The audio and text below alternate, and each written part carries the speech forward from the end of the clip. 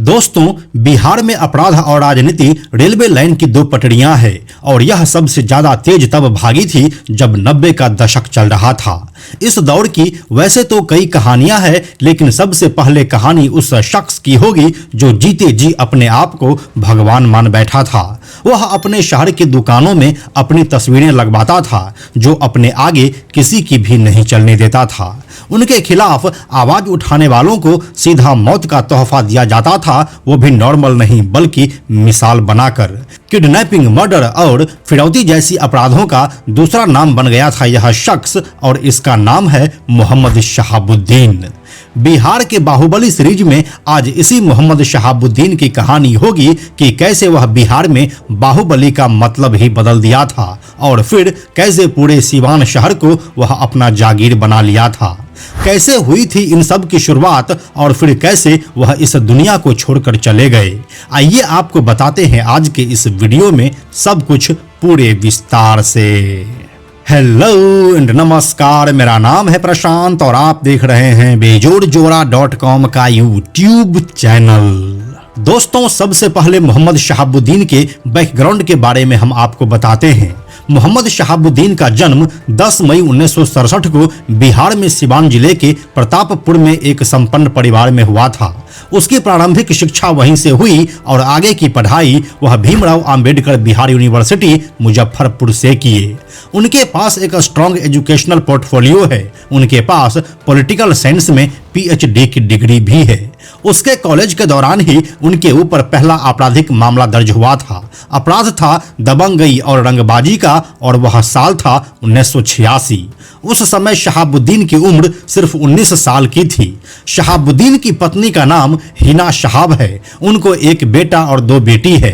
बेटा का नाम ओसामा शहाब है, जो अभी इंग्लैंड से लॉ की पढ़ाई करके वापस सिवान आया है और अब अपने पिता की तरह ही राष्ट्रीय जनता दल में शामिल हो चुका है। मोहम्मद शहाबुद्दीन ने कॉलेज से ही अपराध और राजनीति की दुनिया में कदम रख दिया था। दोस्तों, अब आपको बताते हैं कि शहाबुद्दीन की राजनीतिक करियर की शुरुआत कैसे हुई। राजनीतिक गलियारों में शहाबुद्दीन का नाम उस वक्त चर्चा में आया जब शहाबुद्दीन ने छात्र नेता से नेता बने लालू प्रसाद यादव की छत्र छाया में जनता दल की यूथ विंग में कदम रखा। राजनीति में उसके सितारे बुलंद थे। लालू प्रसाद यादव के साथ पार्टी में आते ही शहाबुद्दीन को अपनी ताकत और दबंगई का फायदा मिला। इस पार्टी ने साल 1990 में उसे विधानसभा का टिकट दे दिया, जिसके बाद शहाबुद्दीन जनता दल के टिकट पर लालू प्रसाद यादव के सहारे जीरादेई विधानसभा सीट से पहली बार बिहार विधानसभा में पहुंचे। उस वक्त उनकी उम्र मात्र 23 साल की थी। यहाँ पर यह बात जानना बेहद जरूरी हो जाता है कि विधायक बनने के लिए कम से कम 25 साल की उम्र का होना जरूरी है। यह हम नहीं, हमारा संविधान कहता है। खैर, जीरादेई इससे पहले देश के पहले राष्ट्रपति डॉक्टर राजेंद्र प्रसाद, ठग नटवर लाल और civil services topper Aamir Subhani के लिए जाना जाता था, लेकिन अब एक और नाम इसमें जुड़ चुका था, मोहम्मद शहाबुद्दीन का। साल 1995 में मोहम्मद शहाबुद्दीन इसी सीट से दोबारा विधायक चुने गए। इस दौरान उनका कद उनके क्षेत्र और पार्टी दोनों में बढ़ चुका था। फिर शहाबुद्दीन की राजनीतिक ताकत को देखते हुए जनता पार्टी ने साल 1996 में उन्हें सिवान सीट से लोकसभा का टिकट दिया और वह यहां भी जीत गए। इसके बाद जनता दल का विभाजन होता है और साल 1997 में लालू प्रसाद यादव अपनी खुद की एक पार्टी बनाते हैं, जिसका नाम होता है राष्ट्रीय जनता दल। इस दल के गठन और बिहार में लालू प्रसाद यादव की सरकार बन जाने से शहाबुद्दीन की ताकत बहुत ज्यादा बढ़ चुकी थी। हालांकि यह बिहार का वो दौर था जब यहाँ पर राजनीति का अपराधीकरण हो चुका था। इस दौर में बूथ कैप्चरिंग और बंदूक के सहारे चुनाव जीतना काफी आम बात हो गई थी और मोहम्मद शहाबुद्दीन इसके झंडा बरदार हुआ करते थे। अब जरा टाइमलाइन पर ध्यान दीजिएगा। साल 1997 यानी कि 90 का दशक अपनी आखिरी सांसें गिन रहा था। जनता दल टूट चुका था और बिहार में लालू प्रसाद यादव राष्ट्रीय जनता दल का गठन कर चुके थे, जिसके हाथ में इस वक्त बिहार के सत्ता की बागडोर थी। और शहाबुद्दीन 2 बार विधायक रहने के बाद लालू प्रसाद यादव के सहारे अब सांसद बन चुके थे और अब यहीं से शहाबुद्दीन का इंसान से भगवान बनने का सफर शुरू होता है। साल 1997 के मार्च महीने में जवाहरलाल नेहरू विश्वविद्यालय छात्र संघ के अध्यक्ष रहे चंद्रशेखर को सिवान में उस समय गोलियों से छलनी कर दिया जाता है जब वह भाकपा माले के एक कार्यक्रम के सिलसिले में नुक्कड़ सभा कर रहे थे। वो जगह था सिवान का जेपी चौक, जहां पर यह हमला हुआ था। इस हमले में कई लोग शामिल थे, जिसमें से शहाबुद्दीन का नाम सबसे आगे आया और उसके बेहद करीबी रहे रुस्तम मियां को सजा तक हो चुकी है। इस मामले में ऐसा कहा गया कि चंद्रशेखर कम समय में ही काफी ज्यादा नाम कमा चुका था और शायद आगे आने वाले चुनाव में वह शहाबुद्दीन को राजनीतिक रूप से चैलेंज कर सकता था। इसलिए शहाबुद्दीन ने उसे रास्ते से हटाना ही बेहतर समझा। यह सिर्फ मर्डर नहीं था, बल्कि इसे एक चेतावनी के रूप में देखा गया कि यहाँ पर शहाबुद्दीन के सामने कोई खड़ा नहीं हो सकता है और उसे चैलेंज करना तो दूर की बात है। मेरा बुढ़ापा के लाठी, मेरा कलेजा के टुकड़ा, मेरा रतन तो ले लिया, तो मेरे मरने में या जीने में कोई फर्क नहीं है। मुझे गोली मार देगा। मैं तो आम जनता के बीच में कहती थी, ए साहबू के गुंडे आओ मुझे मारो। दरबार तो जेपी चौक पर लोग बोलते नहीं ना। अब सिवान में शुरू होता है जनता दरबार और एक समानांतर सरकार की शुरुआत। इस समय तक शहाबुद्दीन का नामकरण अलग तरीके से हो चुका था। लोग अब उनको साहेब कहकर बुलाने लगे थे। सिवान में सामाजिक जीवन पर शहाबुद्दीन का असर तो पहले से ही पड़ना शुरू हो चुका था, लेकिन जैसे जैसे उसे सत्ता का संरक्षण मिलता गया, उनकी ताकत भी उसी हिसाब से बढ़ती गई। शहाबुद्दीन का जनता की अदालत काफी सुर्खियों में रही थी। फिर 2000 के दशक तक सिवान जिले में शहाबुद्दीन एक समानांतर सरकार चला रहे थे। उनकी अपनी एक अदालत थी जहां पर लोगों के फैसले हुआ करते थे। वह खुद सिवान की जनता के पारिवारिक विवादों और भूमि विवादों का निपटारा करने लगे थे। यहां तक कि जिले के डॉक्टरों की कंसल्टेशन फी भी वही तय किया करते थे। इस दौरान उन्होंने फरमान जारी किया कि डॉक्टरों की फीस 50 रुपये ही होगी। कई घरों के वैवाहिक विवाद भी वह अपने तरीके से निपटाने लगे थे। फरियादी उनके पास आते और वहां से तत्काल न्याय पाते। ऐसा कहा जाता है कि साहेब के यहाँ जो सबसे अधिक मामले निपटाए गए वह भूमि विवाद का था। कई बार तो ऐसा हुआ कि पीड़ित को पुलिस सलाह देती थी कि साहेब के पास चले जाओ। यह सब अपने पूरे शबाब पर चलता रहा, जो मीडिया की खूब सुर्खियां बटोर रहा था और शहाबुद्दीन खुद को सिवान का राजा मान बैठा था। और फिर इन्हीं अपराधों ने शहाबुद्दीन को जनाधार भी दिया। जनता इन छोटे छोटे फायदों में इतना खो गई थी कि इसके अपराधों की तरफ ध्यान देना ही भूल गई। लेकिन यहाँ पर भूल जाना कहना गलत होगा। असलियत में खौफ और थोड़े से फायदे ने जनता का दिमाग ही बंद कर दिया था। लोगों ने यह देखना बंद कर दिया था कि इन सभी के पीछे उनका कितना शोषण हो रहा है, वह क्या खो रहा है और उसका नेता इन सभी दिखावटी चीजों के आड़ में क्या क्या कर रहा है। इसका नतीजा यह हुआ कि शहाबुद्दीन यहां से जीतता रहा और राज करता रहा। अब आता है वो समय जब शहाबुद्दीन सिवान को अपना जागीर मानने लगा था। अब हुआ ये कि शहाबुद्दीन ने फरमान जारी कर दिया कि सिवान के हर एक दुकान में उनकी एक तस्वीर लगी होगी और शहर के व्यापारी वर्ग खौफ के मारे यह आदेश पालन भी करने लगे। अब शहर के हर दुकान से रंगदारी उनके पास पहुंचने लगी। डर का आलम यह था कि विरोध का एक भी लफ्ज कहीं से सुनने को नहीं मिलता। गलती से अगर मिल भी जाए तो हमेशा के लिए उसे खामोश कर दिया जाता। सिवान में अब कुछ अलिखित नियम लागू हो चुके थे, जैसे कि यहाँ पर रात के 8 बजने से पहले लोग घरों में घुस जाया करते थे। कोई नई कार नहीं खरीदता था, कोई अपनी तनख्वाह किसी को नहीं बताता था क्योंकि रंगदारी देनी पड़ेगी। शादी विवाह का खर्च गुप्त होता था। घर के सभी लोग कमाने के लिए बाहर नहीं जाते थे क्योंकि अगर ऐसा हुआ तो फिर रंगदारी देनी पड़ेगी। अमीर लोग अपनी पुरानी राजदूत मोटरसाइकिल से चलते और कम पैसे वाले पांव पैदल। यह था 1990 से लेकर 2005 तक का सिवान और लालू राज का विकास मॉडल। और इस दौरान लगभग पूरे बिहार का विकास मॉडल कुछ इसी तरह का था। उस दौरान शहाबुद्दीन जैसा कोई नहीं था। बोलने में विनम्र, हिंदी, अंग्रेजी और उर्दू के शब्दों का सही तरीके से प्रयोग, काले चश्मे, महंगे कपड़े और स्टाइल की तो बात ही अलग थी। और फिर सबसे ऊपर था लालू प्रसाद यादव का आशीर्वाद।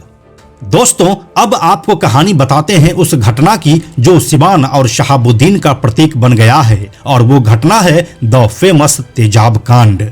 यह बात है 16 अगस्त 2004 की।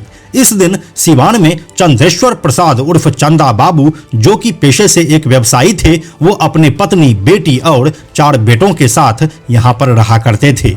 इसी चंदा बाबू की एक किराने की और एक परचून की 2 दुकानें थी। दोनों दुकानों पर उस दिन उनके 2 लड़के सतीश और गिरीश बैठा हुआ था। उस दिन शहाबुद्दीन के गुंडे दुकान पर रंगदारी मांगने के लिए आए और उन्होंने सतीश से 2 लाख रुपए की रंगदारी मांगी। जब सतीश ने 2 लाख रुपए देने से मना कर दिया तो वे लोग सतीश के साथ मारपीट करने लगे। जब यह सब हो रहा था तो उसका भाई गिरीश भी वहीं पर खड़ा था। मारपीट के बाद सतीश घर गया और बाथरूम साफ करने वाला तेजाब लाकर उसने गुंडों के ऊपर डाल दिया। इस घटना से शहाबुद्दीन को इतना ठेस पहुंचा कि वह बाद में चंदा बाबू के 2 बेटों सतीश और गिरीश को तेजाब से नहलाकर मार डाला। इस पूरे घटनाक्रम को सिवान तेजाब कांड के रूप में जाना जाता है। हमारा सामना होता है शहाबुद्दीन के स्वागत में एक विशाल बैनर से। इसे क्रूर मजाक ही कहा जाएगा कि इस बैनर के ठीक सामने चंदा बाबू और कलावती का घर है। इनके 2 बेटों को तेजाब से जलाकर मार देने के मामले में शहाबुद्दीन दोषी है। तीसरे को भी गवाही देने से ठीक 3 दिन पहले गोलियों से भून दिया गया था। हमारे जिंदगी में परिवर्तन तो उसी वक्त आ गया जिस वक्त जो है हमारे 2 लाल को तो मारा गया, 2 बच्चों को तो मारा गया, लेकिन तीसरे बच्चे को मार देने के बाद हमारे ज़िंदगी में वैसा परिवर्तन आया कि लगा कि हमारी मौत हो गई, अब जिंदा हम नहीं रह गए, वह भी हमें मार डालेगा, वह भी हमें भी मार डालेगा। क्योंकि उसके दिमाग में एक ही चीज़ थी कि इसको भी मार दिया और उसने कहा भी था कि अपना मकान लिख दो। अब बताइए कि भला हम फ़ोन से हम पूछे थे कि हजूर मकान लिख देंगे तो हम रहेंगे कहाँ, तो बोला कि हमको उससे क्या मतलब है। दोस्तों, इससे पहले भी शहाबुद्दीन और उसके खौफ के कई ऐसे किस्से रहे हैं जो बिहार समेत पूरे देश भर में चर्चित हुए हैं। एक समय में शहाबुद्दीन की हिम्मत इतनी ज्यादा बढ़ गई थी कि वह पुलिस और सरकारी कर्मचारियों पर खुलेआम हाथ उठाना शुरू कर दिया था। साल 2001 के मार्च महीने में शहाबुद्दीन ने एक पुलिस ऑफिसर को थप्पड़ मार दिया। इसके बाद सिवान की पुलिस का होश ठिकाने आया, जिसके बाद पुलिस ने एक दल बनाकर शहाबुद्दीन पर हमला कर दिया। इस हमले में दोनों तरफ से ताबड़तोड़ गोलीबारी हुई और इसमें 2 पुलिस वालों समेत 8 लोग मारे गए। लेकिन शहाबुद्दीन और उसके लोग पुलिस की 3 जीप को आग लगाकर भाग गए। शहाबुद्दीन को वहां से सुरक्षित भगाने के लिए उसके आदमियों ने पुलिस पर हजारों राउंड फायर किया था और उस दिन पुलिस फोर्स भी पहली बार शहाबुद्दीन की ताकत से वाकिफ हुआ था। इससे पहले साल 1999 में शहाबुद्दीन ने कम्युनिस्ट पार्टी के एक कार्यकर्ता छोटे लाल गुप्ता को किडनैप कर लिया। उसका फिर कभी कुछ पता ही नहीं चल सका। इसी मामले में साल 2003 में शहाबुद्दीन को जेल जाना पड़ा, लेकिन यह लालू प्रसाद यादव का बिहार था और शहाबुद्दीन यहाँ पर जेल के नाम पर हॉस्पिटल में रहता और वहीं पर अपना जनता दरबार लगाता। पुलिस से लेकर व्यवसायी तक इस आदमी से मदद मांगने आते। इसके जेल जाने के 8 महीने बाद साल 2004 में लोकसभा चुनाव था। सिवान में उसका यह खौफ था कि उसे चुनाव प्रचार करने की जरूरत ही नहीं पड़ी और एक बार फिर से वह लालू प्रसाद यादव की पार्टी आरजेडी के टिकट पर चुनाव जीत गया। इस चुनाव में ओम प्रकाश यादव निर्दलीय कैंडिडेट के तौर पर शहाबुद्दीन के खिलाफ खड़े हुए थे। वह वोट लेकर भी आए, लेकिन उतना नहीं जितने की आवश्यकता थी। नतीजा यह हुआ कि वह हार गए। फिर चुनाव खत्म होने के बाद उनके 8 कार्यकर्ताओं का मर्डर कर दिया गया था। इसके बाद फिर साल 2005 में सिवान के डीएमसी के अनिल और एसपी रत्न संजय ने शहाबुद्दीन को सिवान जिले से गुप्त रूप से उठाया और फिर उसके घर पर छापेमारी की गई। इस छापेमारी में पाकिस्तान में बने हथियार AK-47 गोलियां और बम मिले। साथ ही इसके पास night vision glass, laser guided guns समेत कुछ ऐसे हथियार थे जिसे आर्मी के इस्तेमाल के लिए बनाया जाता है और इन सभी उपकरणों पर पाकिस्तान ऑर्डिनेंस फैक्ट्री की मुहर लगी हुई थी। ये भी सबूत मिले कि पाकिस्तान की खुफिया एजेंसी ISI और उसके टॉप ऑफिसर से इसके संबंध रहे हैं। यह मामला कोर्ट में चला गया और वहां पर सुप्रीम कोर्ट ने शहाबुद्दीन से पूछा कि एक सांसद होने के नाते तुम्हें वैसे हथियारों की आवश्यकता क्यों है जो सिर्फ आर्मी के पास होती है, CRPF और पुलिस के पास भी नहीं। तो फिर इस सवाल का शहाबुद्दीन के पास कोई जवाब नहीं था। 1932 से, जो लोग जानते होंगे मुझे, मेरे घर में 1932 से बंदूकें हैं। जिस परिवार में 1932 से बंदूक रही होंगी वो परिवार 1932 से कैसा रहा होगा ये आप अंदाजा लगा सकते हैं। छापेमारी के बाद बिहार के पूर्व DGP DP ओझा ने अपने कार्यकाल के दौरान शहाबुद्दीन के ISI से लिंक होने के संबंध में 100 पेज की रिपोर्ट सौंपी थी, लेकिन उसके बाद तत्कालीन मुख्यमंत्री राबड़ी देवी और उसकी सरकार ने ओझा को उनके पद से हटा दिया था। जाहिर सी बात है कि अपने ही घर में कौन आग लगाना चाहेगा, लेकिन फिर भी इसको जेल जाना पड़ा, जो पुलिस के लिए आसान नहीं रहा। ऑर्डर निकलने के 3 महीने बाद तक मोहम्मद शहाबुद्दीन दिल्ली के अपने आवास में एक सांसद की हनक के साथ रहता। वहां पर बिहार और दिल्ली पुलिस की टुकड़ी जाती और वापस चली आती, क्योंकि शहाबुद्दीन पर हाथ डालने की हिम्मत किसी में नहीं थी। फिर एक दिन बिहार पुलिस की एक टुकड़ी बिना किसी को कुछ बताए वहां पर गई और इसे वहां से उठा लिया गया। अब आता है साल 2006। इस साल बिहार में सत्ता बदल चुकी थी और अब नीतीश कुमार राज्य के मुखिया के तौर पर कार्यभार संभालते हैं। इसी दौरान शहाबुद्दीन को आजीवन कारावास की सजा हो गई और वह दिल्ली के एम्स में अपना इलाज करवाने लगे। उसी दौरान जब उसके कुछ समर्थकों को पटना के बेउर जेल के असिस्टेंट जेलर वशिष्ठ राय ने अंदर नहीं जाने दिया, तब शहाबुद्दीन ने सबके सामने ही उनको बोला कि बहुत दिनों से तुम लोगों की पिटाई नहीं हुई है, बेल होने दो तो सबको पीट कर रख देंगे। उसी के अगले दिन उसने जेलर संजीव कुमार को भी धमकी दिया कि तुम्हें तरपा तरपा कर मारेंगे। दोस्तों, जिस जेल के नाम भर लेने से आम लोगों की हालत खराब हो जाती है, उसी जेल के अंदर शहाबुद्दीन रंगदारी करने लगा था। वह जेल तो गया, लेकिन इसका गुरूर कम नहीं हुआ था। सुनवाई पर इसका वकील जज को भी धमकी दे आता था और फिर एक बार तो जज ने भी अपना ट्रांसफर करवा लिया था। साल 2007 में कम्युनिस्ट पार्टी के ऑफिस में तोड़फोड़ करने के आरोप में इनको 2 साल की सजा हुई। फिर कम्युनिस्ट पार्टी के वर्कर की हत्या में इसे आजीवन कारावास की सजा हुई। अब लालू प्रसाद यादव राजनीति से बाहर हो चुके थे और शहाबुद्दीन के पास भी कोई राजनीतिक पावर नहीं बची थी। अब बिहार की राजनीति में मोहम्मद शहाबुद्दीन बहुत पीछे चला गया था, लेकिन सिवान में उसकी दबंगई जारी थी। वहां पर जेल से ही इसके फैसले सुनाए जाते। ऐसा कहा जाता है कि जेल इसके लिए बस नाम भर का ही था।